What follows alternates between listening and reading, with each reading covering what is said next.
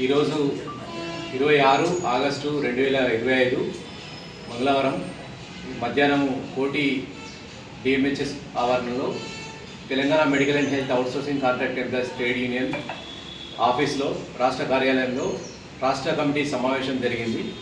ఈ సమావేశంలో మేము ముఖ్యంగా ఏదైతే టీవీఈపీని సెకండరీ హెల్త్ సర్వీసెస్గా మార్చే క్రమంలో administrative staff college of India ASCI report ఏదైతే ఉందో ఈ సిఫార్సులు గవర్నమెంట్కు పంపించింది.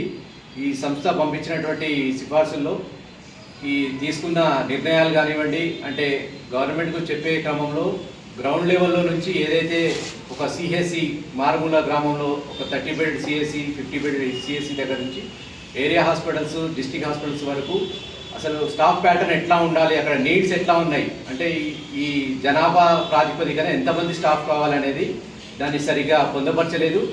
ఈ కమిటీ రిపోర్ట్ చేసే క్రమంలో కూడా ఏ సంఘాలను కూడా అసోసియేషన్లు కానివ్వండి, ట్రేడ్ యూనియన్లు కానివ్వండి అప్రోచ్ కాకుండా కొన్ని నిర్ణయాలు దీంట్లో పొందపరచడం జరిగింది. అలాగే కాంట్రాక్ట్ అవుట్సోర్సింగ్లో టీవీపీలో గత 2 దశాబ్దాలు 20 సంవత్సరాల కంటే ఎక్కువ చేస్తున్నటువంటి కాంట్రాక్ట్ అవుట్సోర్సింగ్ ఉద్యోగుల గురించి దీంట్లో ఏమీ రాయలేదు. దీన్ని రాష్ట్ర కమిటీ ఈరోజు తీవ్రంగా ఖండించింది. అలాగే గత రాష్ట్ర కమిటీ ఈరోజు దాని గురించి చర్చించడం జరిగింది. ఆ రాష్ట్ర కమిటీలో మన ఈ ASCI రిపోర్ట్ గురించి అవగాహన ప్లస్ ఇంకోటి మనకు కావాల్సిన పోస్టుల గురించి ఎలా చర్చించాలనే విషయాలు చాలా క్షుణ్ణంగా ఆ రోజు చర్చించడం జరిగింది.